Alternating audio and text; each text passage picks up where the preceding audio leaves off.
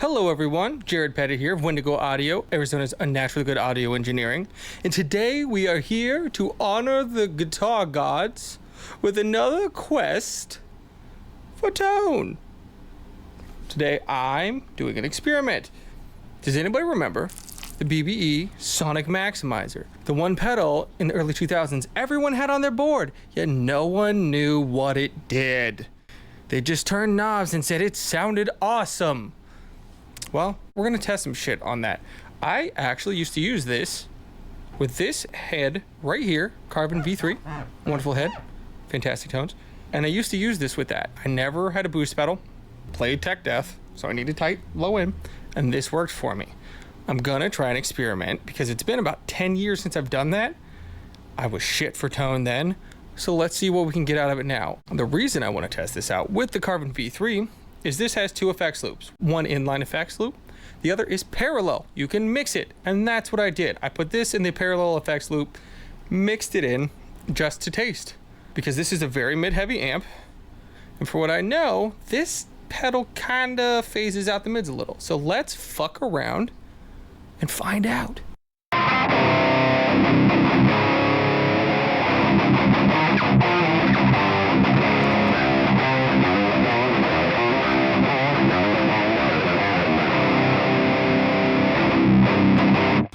Okay, that's our bass tone that we got going on. The guitar is a PRS Dusty Waring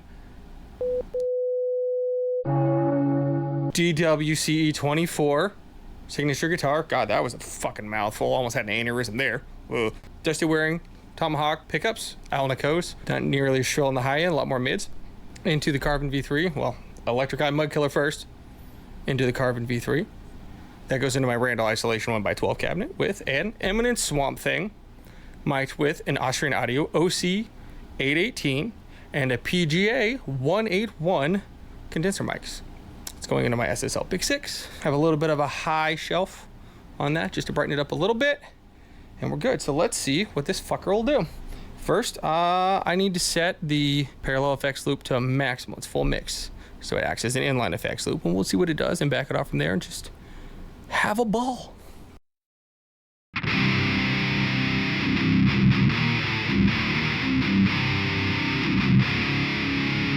Okay, so all you fucking brutal death metal fans, here's your tone. Scooped as shit, scratchy as fuck, no definition, no one knows what the fuck you're playing. That's how you get it, apparently.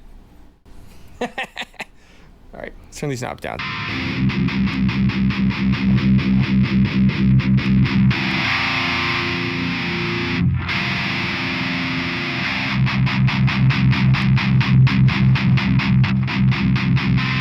So, okay, the process is like it's like your high end a bit.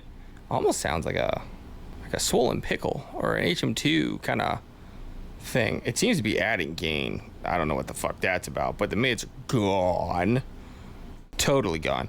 And then the fucking low contour is just your lower mount. So let's mix it in and just see what that does real quick. Maybe if I know where the fucking knob is.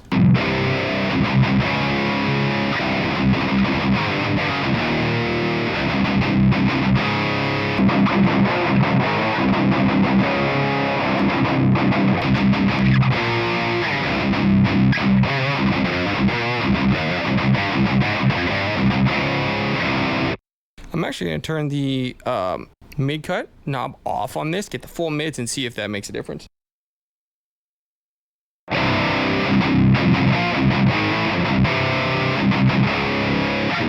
It's got a lot more gain. Let's turn the gain back down a little bit.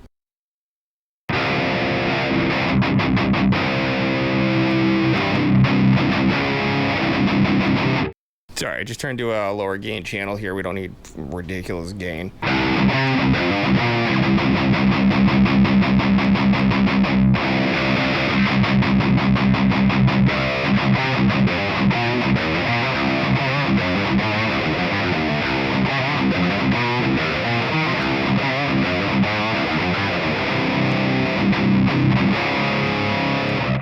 I'm gonna do an experiment. Let me turn the boost pedal off because I didn't run this with a boost pedal before, and I want to see how tight it can get. All right, boost pedal off and effects loop off. Bloated as fuck. Let's turn the effects loop on.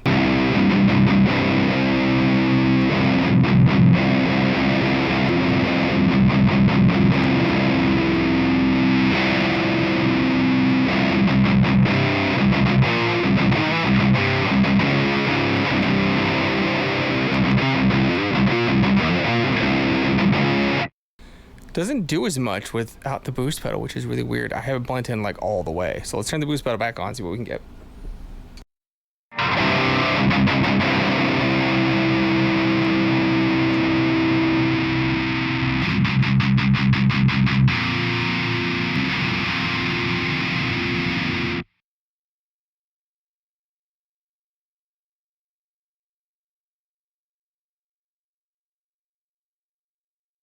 Helps if I turn the right knob in the back.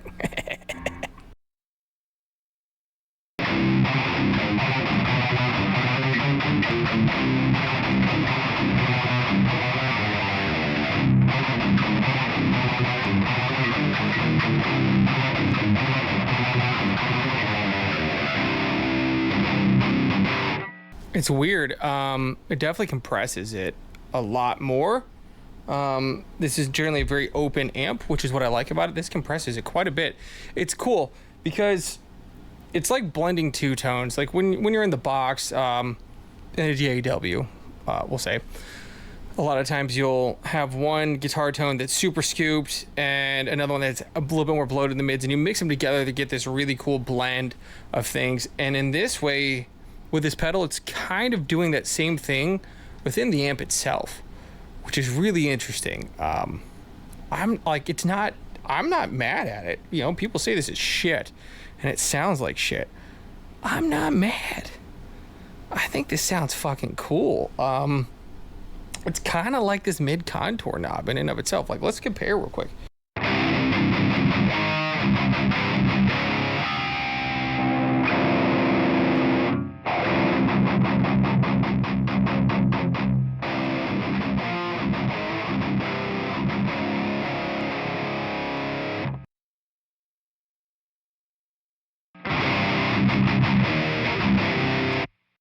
It's kind of like that in its own way.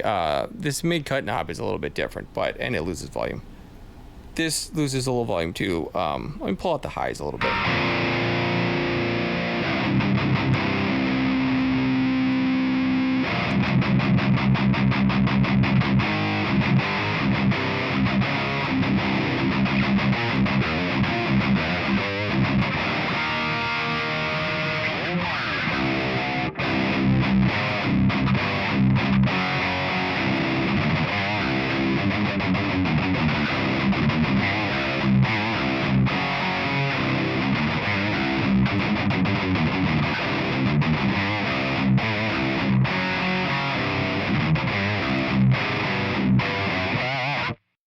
I like it. I might actually use this more. I'm a little surprised. I thought it was going to sound like shit. By itself, sounds like shit. I know people that used to run it in the front of the amp. I don't think that's going to work well. I mean, fuck it. Let's try it real quick and find out. And this way, I do like it, though.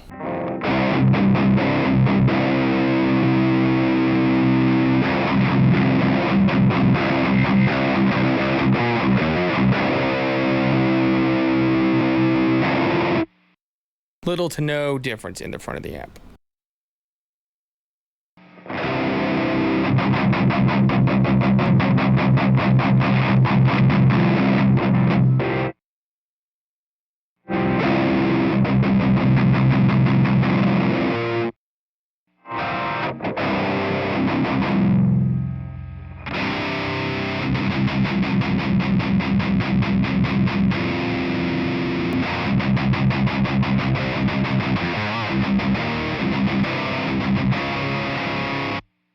Yeah, it makes a little to no difference in the front of the amp. I mean, it kind of bloats the sound a little bit, but nothing that's like, it's not like an EQ pedal or a boost or anything beforehand. I don't particularly like it. In this scenario, though, it's like, holy shit.